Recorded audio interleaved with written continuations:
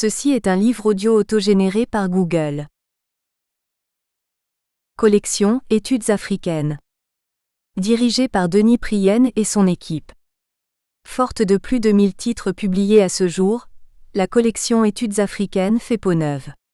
Elle présentera toujours les essais généraux qui ont fait son succès, mais se déclinera désormais également par séries thématiques, droit, économie, politique, sociologie, etc. Dernière parution. Mohamed Ousmane Keita, le Mali, l'État inachevé, 2022. Dominique Oba et Hilaire Kevin Nzoussi, Histoire de la République du Congo de 1958 à 2017, 2022. Saliou Dibaba Diallo, Vieillir en migration. Le cas des Soninké, 2022. Jean-Luc Mouthou, Hilarion Begel Mizhire, Pointe-Noire, Dynamique spatiale et équipement urbain au Congo, 2022. Benjamin N. Laurence, les accent aigu sous le joug français. Le colonialisme périurbain au Togo, 1900 à 1960, 2022. Justo Boleka, Repenser la francophonie en Afrique, 2022.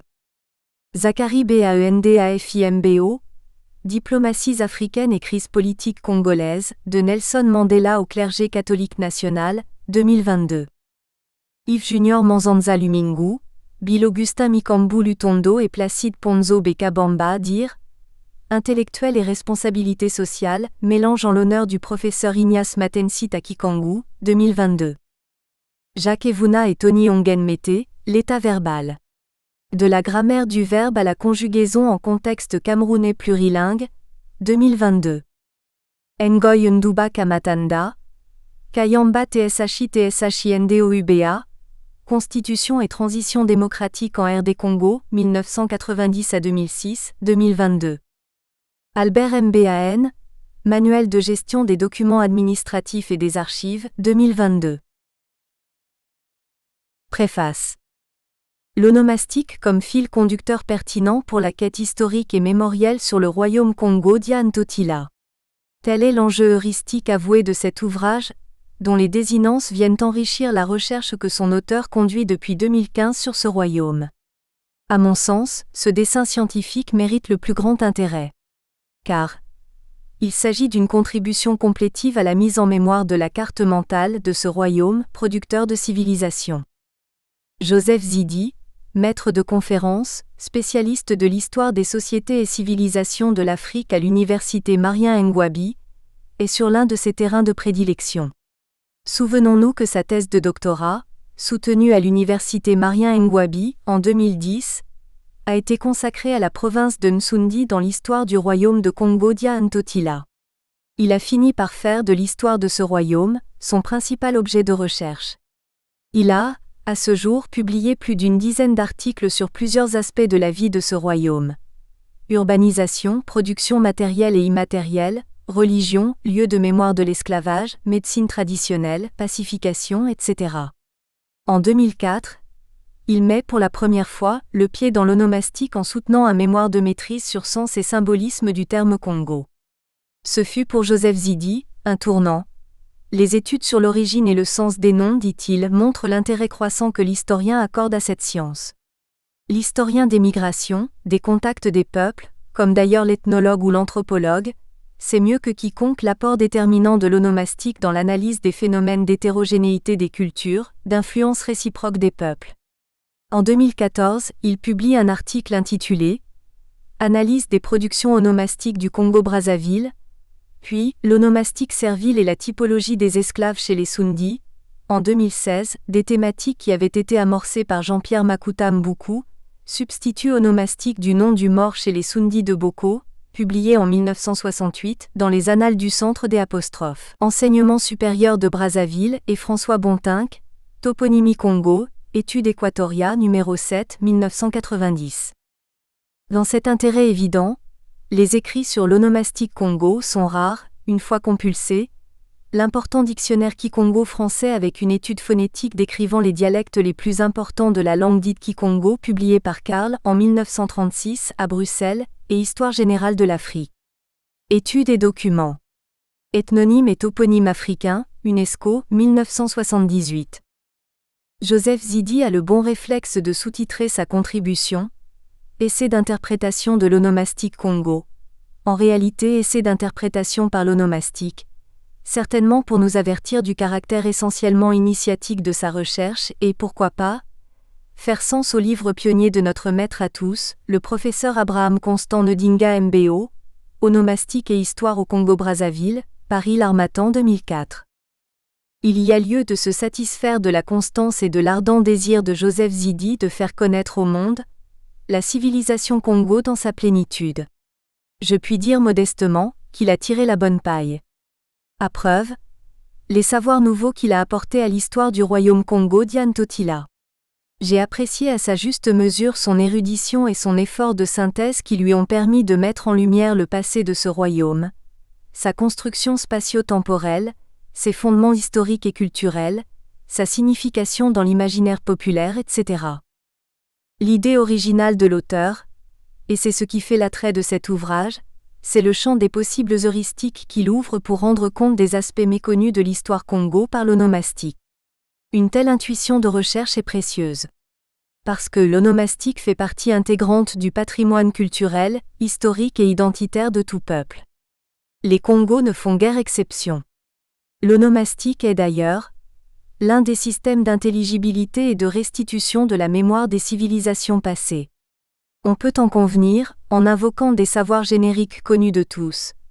Rien n'est plus significatif qu'un prénom, un nom de famille, un nom de saint ou un nom de lieu quitté ou conquis, en tant que valeur collective à laquelle l'on s'identifie. Ces repères référentiels, s'appuyant sur une trilogie personne, espace et temps, nourris par un système de représentation, assurent en même temps l'équilibre et la pérennité du fonctionnement social. Inédit CNRPAH Alger 1998. Ainsi qu'il apparaît, l'à propos du choix heuristique fait par Joseph Zidi est indiscutable. Il est admis que toutes les ethnies à travers le monde font usage de noms propres. Car, dirais-je à la suite de Mohamed El-Idrissi, confère. Comment se dénomme-t-on en rifin, Thémazie. Études onomastiques, essais théoriques, approche psycholinguistique, Revue des études berbères, LACNADCRB numéro 10 2015. L'homme par essence a besoin de nommer les choses. Il n'y a pas un objet qu'il connaît et qui ne porte pas de nom, ce qui en fait une réalité linguistique universelle. Il n'existe pas de peuple qui n'ait pas cet attirail linguistique dans leur langue. Il nous est rappelé, et l'on peut constater que Joseph Zidi n'est pas passé dessus pieds joints, un chapitre entier en parle, que l'onomastique, branche de la linguistique, a pour objet, pour citer Albert Dauzat, Dictionnaire étymologique des noms de famille et prénoms de France, Paris Larousse 1980 page 7, l'étude des noms propres, leur étymologie, leur formation, leur usage à travers les langues et les sociétés. Traditionnellement, on scinde l'onomastique en deux branches. L'anthroponomastique ou l'anthroponymie, étude des anthroponymes ou des noms de personnes, et la toponomastique ou la toponymie, étude des toponymes ou des noms de lieux. L'onomastique, comme le montre Paul Fabre, Cahier de praxématique, 1987, entretient une diversité de liens avec plusieurs sciences sociales et humaines. En parcourant une vaste littérature, notamment les écrits de Paul Fabre 1987, l'auteur retient que l'onomastique comprend le nom propre, comme l'effet d'une convention qui fait franchir à l'appellatif, le seuil du nom propre, à partir duquel le sens devient second et la désignation référentielle première. Le nom apparaît ainsi comme une fonction plutôt que comme une catégorie, et cela engage l'onomastique à s'orienter vers des descriptions sociolinguistiques. C'est exactement ce que démontre l'ouvrage de Joseph Zidi qui, toute proportion gardée, rejoint par bien d'aspects Jules Mazoureau, Lexique de la terminologie linguistique, Paris, Librairie orientaliste, 1943. Celui-ci considère que l'onomastique est une science objective, qui joue un rôle incontestable dans la remise en fontaft de l'homme avec des réalités historiques. Elle nous apprend vraiment à intégrer l'histoire dans ce que nous sommes. Elle nous apprend que notre présent est fait de notre passé et que notre passé est accommodé avec notre présent, et que notre présent doit admettre et respecter notre passé. L'analyse des diverses catégories dénominatives, patronymes, prénoms, surnoms, dans les représentations symboliques et la construction de l'identité et par rapport aux contingences historiques. Alors Joseph Zidi, onomasticien ? La question n'est guère surannée. On se méprendrait en ne s'en tenant qu'aux sous-titres du livre, Essai d'interprétation onomastique. En parcourant le texte, on comprendra aisément que ni l'intention ni la prétention de se faire ainsi nommer n'ont effleuré l'esprit de ce chercheur prolixe. Il s'est tout simplement laissé porter par l'indicible attirance de l'approche historico-philologique. Là non plus, il ne faut pas se laisser prendre au jeu, car sa démarche est foncièrement historique au vu de sa question de recherche. Comment les principaux termes qui tournent autour du royaume Congo d'Ian-Totila peuvent-ils servir de fil d'Ariane pour la reconstitution de son histoire ? Il précise, en nous proposant d'analyser la signification des termes Congo et Ntotila, l'objectif poursuivi est d'élucider cette double réalité, visible, historique et invisible, l'énergétique du sens qu'incarne toute civilisation. Nous sommes bien loin de la linguistique ou de la lexicologie. Pour un texte d'essai, l'auteur a raison de s'en tenir à un corpus lilliputien. Il a circonscrit son objet d'étude à 3 noms-termes-concepts, qu'il considère comme des notions clés de l'histoire des Congos. Il les a retenus aussi par leur caractère plurifonctionnel. Ils sont pour partie anthroponymes Congo, pour partie toponymes Mbanza Congo et Ntotila, et pour une autre anthroponyme toponyme Congo, ou encore des appellatifs liés à des réalités ectoplasmiques ou mythologiques, Ntotila. L'objectif de l'auteur a été de les expliquer en tenant compte de leur comportement sociolinguistique, rapport langue-culture-société. Il s'est raisonnablement borné au niveau synchronique observable et au point de vue de ces personnes ressources, locuteurs du Kikongo. La lecture des textes anciens, rédigés par les auteurs coloniaux et récents, lui a fourni de précieuses informations complémentaires. Dans son exposition, il a étudié les 3 noms, l'un après l'autre, en tirant les enseignements nécessaires pour l'histoire du royaume de Congo d'Ian-Totila. Voici ce qu'il en dit. En nous proposant d'analyser la signification des termes Congo et Ntotila, l'objectif poursuivi est d'élucider cette double réalité, visible, historique et invisible, l'énergétique du sens qu'incarne toute civilisation. In fine, l'intérêt de cet ouvrage tombe sous le sens de la nécessité scientifique. Parlant de l'anthroponymie, Pierre Alexandre, Cahier d'études africaines numéro 89 à 90, 1983 page 184 écrivait « Ici comme hélas, dans bien d'autres secteurs de la recherche africaniste, lire Tierno bat pour ce concept. Le temps presse et l'on peut craindre que les lois et décrets sur l'authenticité ne suffisent pas à perpétuer la connaissance, ou le simple souvenir, de systèmes dont la composition fonctionnelle propre s'accorde mal de celle qui engendre les transformations socioculturelles et économiques en cours. Comprenons donc que seules des études scientifiques peuvent aider à comprendre et à sauvegarder l'univers mental africain. Celui-ci est porté par leur langue. C'est justement sur ce champ que se place Joseph Zidi, lequel a réalisé le tour de force de remonter une partie, assez circonscrite certes, du cours de l'histoire de la civilisation Congo par l'onomastique. L'exercice auquel il s'est livré n'a pas été une sinécure, du fait de la friabilité du matériau de travail. Une langue, le Kikongo, qui a considérablement évolué et dont nombre de noms propres sont polysémiques. Tel est le cas du nom Congo, alors crédité d'une 40aine de sens.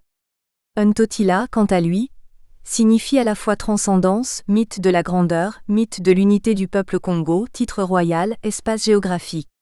Comme nous l'explique l'auteur, pour tout ne Congo, nommer, c'est fixer dans l'histoire, créer une mémoire. Le nom, ajoute-t-il, a une fonction psychologique et magnétique qui met en branle l'énergie vitale, source de vie et de régénération.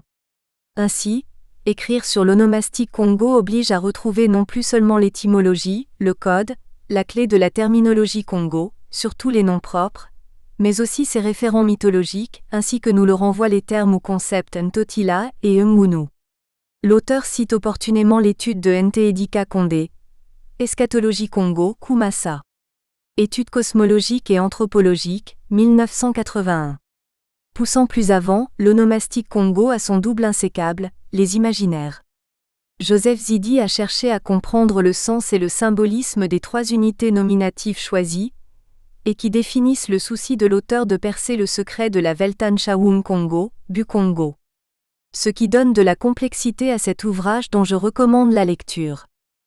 Finalement, si l'on comprend la mise à l'index de la connaissance historique des sociétés congolaises, générée par l'approche de la généalogie historiale, comme le souligne Joseph Zidi, On pourrait à l'avenir être plus avenant à l'idée d'une historiographie africaine qui se fonderait sur les grilles théoriques de l'onomastique.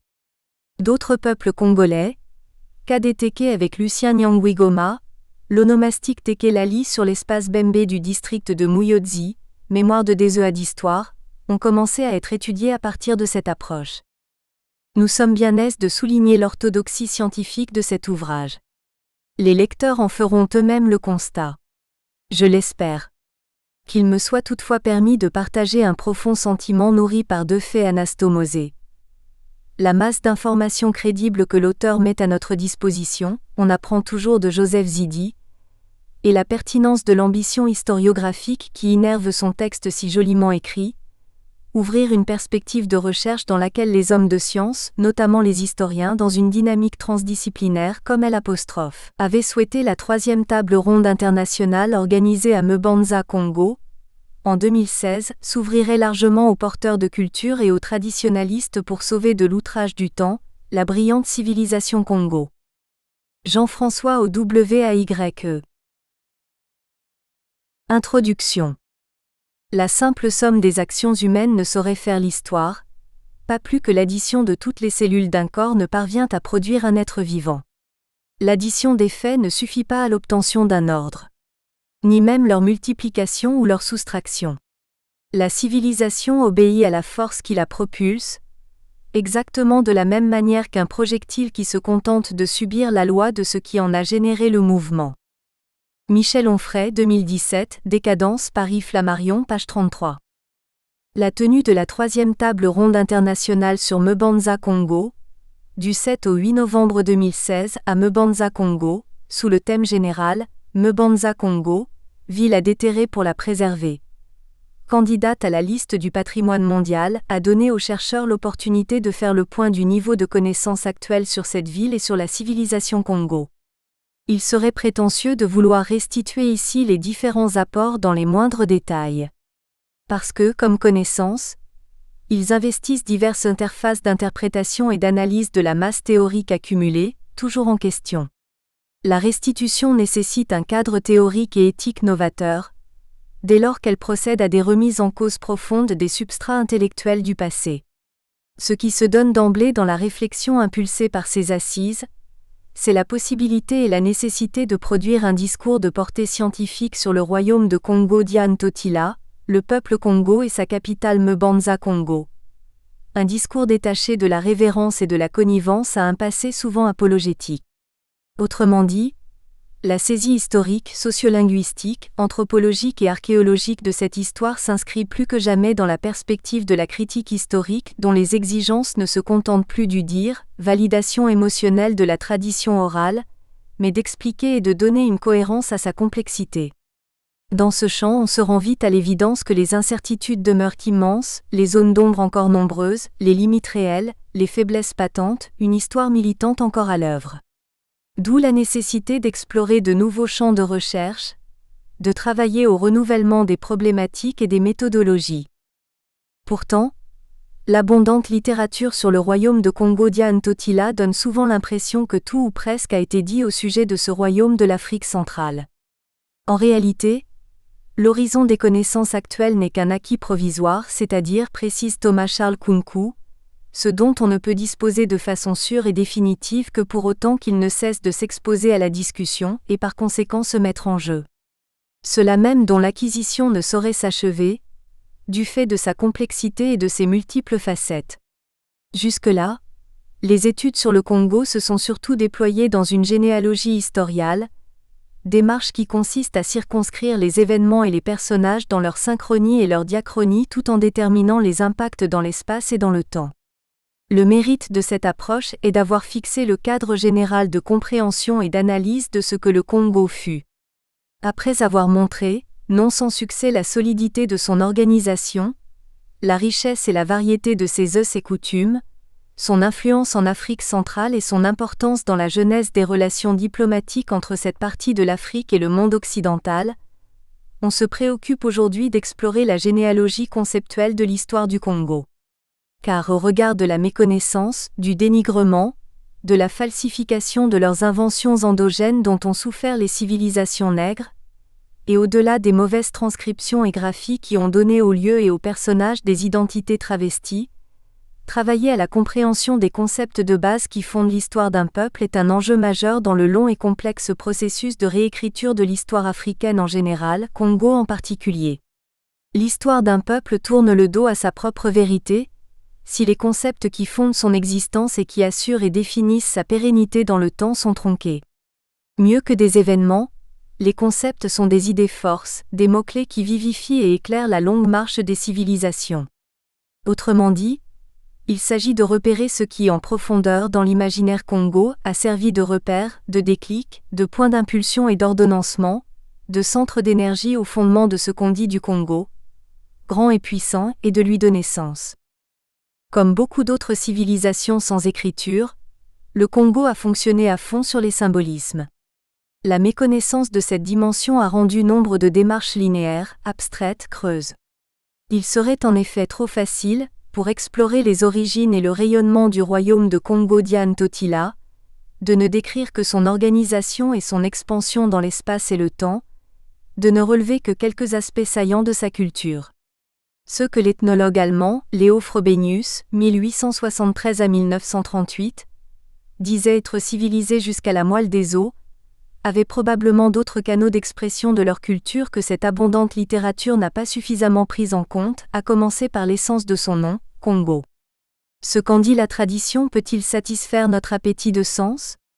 Qu'est-ce que le Congo Diane Totila ? À quel symbolisme renvoie-t-il ? En quoi ce nom peut-il éclairer la compréhension de l'histoire de ce royaume ?